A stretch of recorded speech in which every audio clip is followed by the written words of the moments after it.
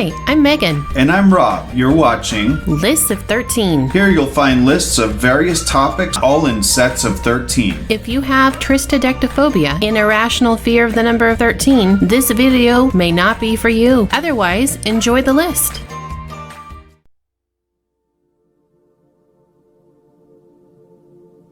So there's a lot of cars from a lot of companies that are really good cars. They do a great job at making the car. It lasts forever and it's wonderful. There are other cars like the ones that we're talking about today that sometimes are overpriced or not reliable or have something else wrong with them, and that's what this list is about today. Today we bring you 13 horrible vehicles with Chrysler nameplates. Number 1, the Dodge Caravan, Plymouth Voyager, Chrysler Town & Country, which if you weren't aware are actually all the same vehicle, they just have different nameplates on them. The most reported problem with these vehicles is their transmission. From slipping transmissions to total failure, the transmissions are notorious for having issues. In addition to the mechanical transmission problems, they are also known for shorts in the transaxle control module, and these vehicles also have major issues with burning oil, leaking oil, engine stalling during operation for no apparent reason, failure of the totally integrated power module, or TIPM for short, brakes wearing out prematurely, and front crankshaft seals popping out. Well, you painted that a real rosy picture. Well, if you've ever owned one of these Dodge Caravans or their sister cars, which I have, they're really not great cars to have around. Well, and if I haven't previously expressed my opinion on minivans, that was the problem to begin with. Number 2, the 1978 to 83 Dodge Challenger Plymouth Sapporo. The name like Challenger, you'd expect the quintessential muscle car, but the reality was very different. The 1978 Challenger featured a 2.6-liter 4-cylinder engine that really struggled to output 105 horsepower, and that was the higher end trim. The base model featured a 2-liter engine that delivered only 77 horsepower. The Sapporo was supposed to be more luxurious and therefore had a softer suspension, but sometimes springs and other suspension parts would fail. The carburetors were prone to problems and the cars would sometimes stall in traffic. The balanced shaft chains breaking were common, which would cause the oil pump to stop working and the engine would have catastrophic failure. So that's also a no good situation. Right, and I mean the Challenger is still really known to be a muscle car today, so I'm glad they got past some of those problems, but 77 horsepower? Yeah, that's pretty ridiculous. I mean, doesn't a smart car have more than that? Yeah, it does. That's just sad. Yeah, not just ridiculous, even downright embarrassing. Right. Number 3, second generation LH platform. This would include the 1998 through 2004 Dodge Intrepid, Chrysler Concorde, the 1999 to 2001 Chrysler LHS, and the 1999 to 2004 Chrysler 300M. The second generation of the LH platform got different engines than the first generation, and the first generation engines were actually pretty decent. The 2.7-liter V6 in many of these cars would have heavy oil sludge buildup, even if they were properly maintained, causing catastrophic failure. There were actually many class action lawsuits due to this design problem. Sounds like a dream. Maybe a nightmare. Right. Number 4, the 2012 to 2016 Dodge Dart was a car designed by Fiat. This gives it many strikes against it because, as the joke says, Fiat stands for Fix It Again, Tony. A major issue that was very common was a malfunctioning manual transmission, which would pop out of gear when it was at speed. There were also reports that they made grinding noises and got stuck at neutral. They are also known for having alternators that didn't last and other electric issues, including wires that were too small gauged and sometimes caught fire. And having this car on the list really makes me somewhere between sad and heartbroken, because I think these cars look so good and they're so pretty and I want it to be a good car. It's just not. Stupid Fiat. Number 5, Jeep Renegade. We've got another Fiat engine, so first released in 2015, the Renegade isn't reliable, as proven by its predicted reliability score of 2.5 out of 5 from JD Power and reviews from Consumer Reports. Many of the 2.4-liter inline-4 engines are reported to consume a quart of oil every 1,000 miles. And then the oil sensors have been reported to not alert the driver that the oil is low until the Jeep has lost 2 to 3 quarts of oil. The carbon from burnt oil also damages catalytic converters. The transmission suffers from wiring harness defects that cause the car to shift into neutral unexpectedly. And an interesting note is the 5th generation Jeep Cherokee has the same exact set of problems in many online lists. Super unfortunate. I think Jeep are really nice looking vehicles depending upon the model, and the Renegade was fun, especially since it was coming out at a time when it was meant to compete with things like the Kia Soul that was super popular at that time. Yeah, I think they would have done a whole lot better if they didn't have Fiat design it, unfortunately. Well, yeah, you can't burn through a quart of oil every 1,000 miles and not be told about it and then just suddenly shift into neutral. Nothing like flying down the interstate at 70 miles an hour. We're in neutral.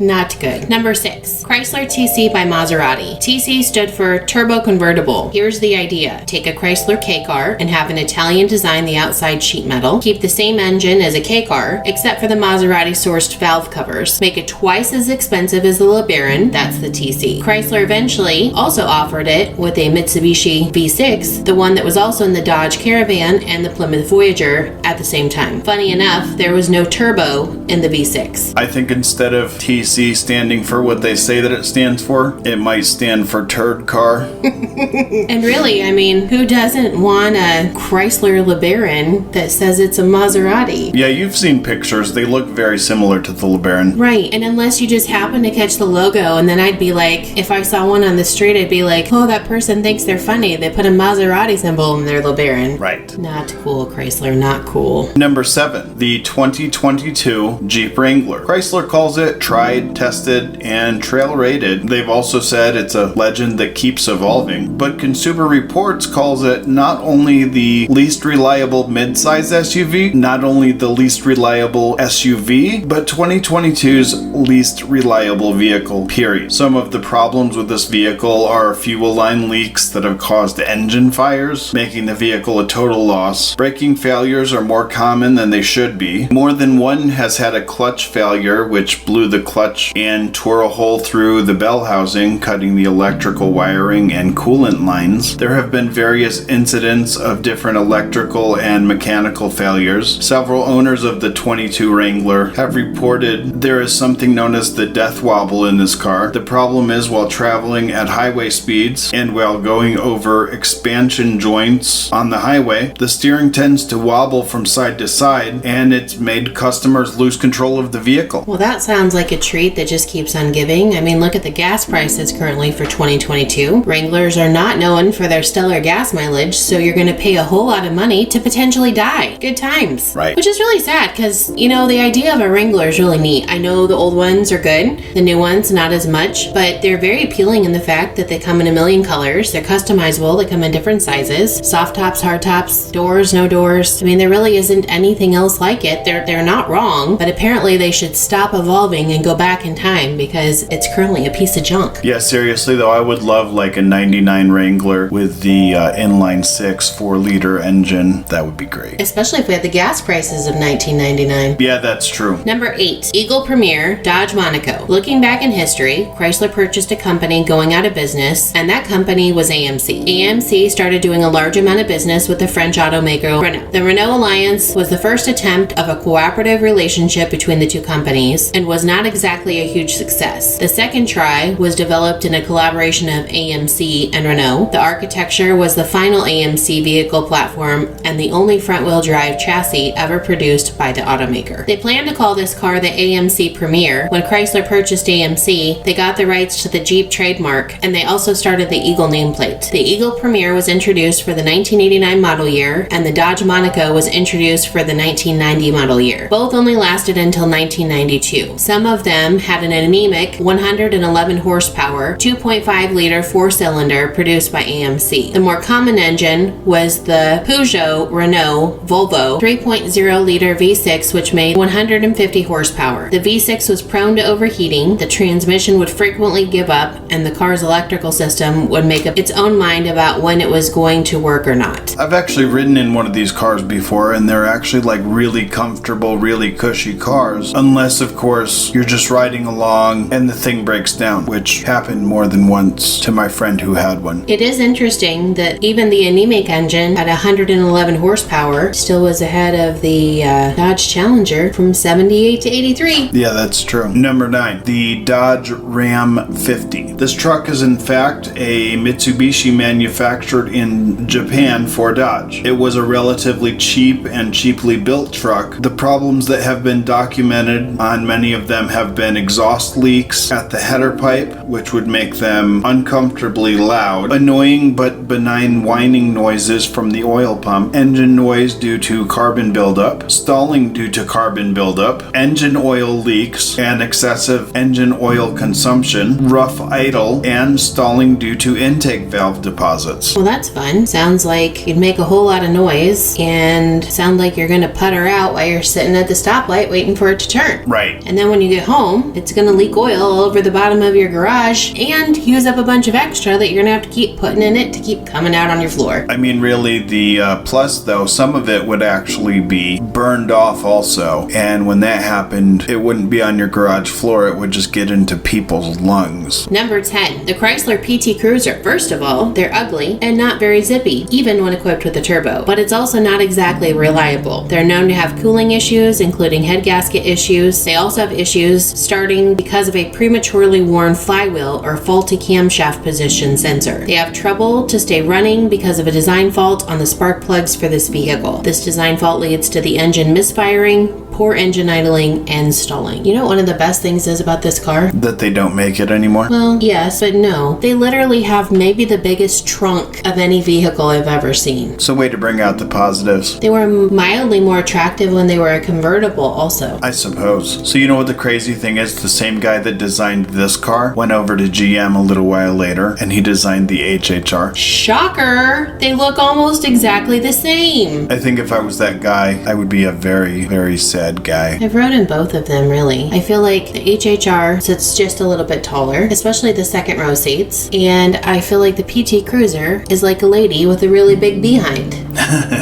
Number 11, Dodge Ram with EcoDiesel. This is another Fiat-made engine. Remember what Fiat stands for. Fix it again, Tony. The most common problem is an oil cooler failure, which makes many people angry and frustrated at these trucks. The failure usually happens during towing or heavy hauling. Also, the engine oil cooler and oil filter come in an assembly with an adapter housing, which has the oil check valve built in. This check valve is made of plastic and has small, unreliable springs. Relatively long runs with high oil temperatures will weaken these springs, and the check valve can fail. This is usually accompanied by a short blinking of the low oil pressure indicator on the dashboard. During these blinking times, the engine runs without oil, which will cause significant and often catastrophic damage to all internal components in a short time. This type of damage will cause need for an engine replacement. Sounds like a piece of junk. Yeah, basically. And it's really kind of sad because whenever Dodge first said that they were going to be coming out with this truck, this EcoDiesel, I was thinking, oh, well, that's really cool, because what they had been doing for a while with the 2500s and 3500s is they used Cummins diesels, and they were just completely amazing. And even today, the Cummins diesels that are put in Ram 2500s and 3500s are great engines. However, when I found out it was going to be a Fiat, I was like, probably not going to be anywhere near as cool of a truck as the Cummins diesels, and turns out I was right. Number 12, the Dodge Plymouth Chrysler Neon, known for burning and leaking oil, malfunctioning cooling fans and radiators, resulting in overheating and mechanical damage that goes along with that. There are also many reports of a musty smell coming from the HVAC system. Yeah, you gotta love the fact that apparently there's some kind of mold or something like that growing in your HVAC system. I've had a musty smell in a car like that, and it's gross. Guess what? It was also a Dodge. Now, that being said, I had an uncle that had several Neons, but he was mechanically inclined and able to take care of problems. They weren't a bad looking little car. No. And I think they got decent gas mileage. Yeah, pretty good. And the other thing is, like, they were really pretty comfortable cars, but if you don't have the mechanical knowledge to work on the thing, it's really not a good car to have. There seems to be a trend here with burning and leaking oil, by the way. Truth. And number 13, the Chrysler Executive was offered by Chrysler from 1983 to 1986. The Executive was a stretched version of the K car and aimed at the market segment looking for limousines. Power came from a Mitsubishi 2.6 liter or Chrysler 2.2 liter turbo, both inline 4-cylinder motors. Both engines were only available mated to a 3-speed automatic transmission. The first issue is that either engine would have at the most 146 horsepower to pull the 3,200 pound car. Seriously, the 0 to 60 time on these was eventually.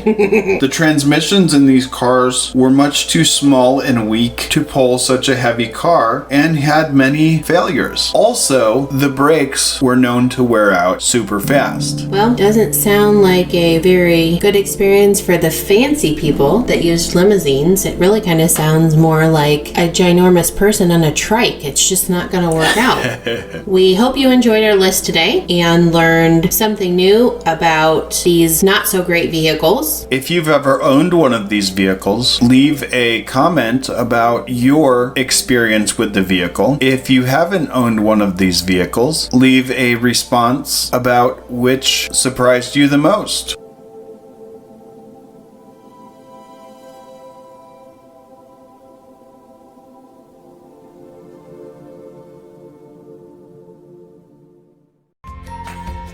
Thanks again for watching. If you liked this video, give it a thumbs up. And if you're not subscribed, go ahead and subscribe to get notified when we post new videos. After subscribing, ring the bell on YouTube or click follow next to our name on Facebook, then click edit settings. Choose how often you'd like to be notified of new videos. We hope you choose all videos. After that, tell all your friends. We hope you enjoy your day and keep being kind to one another.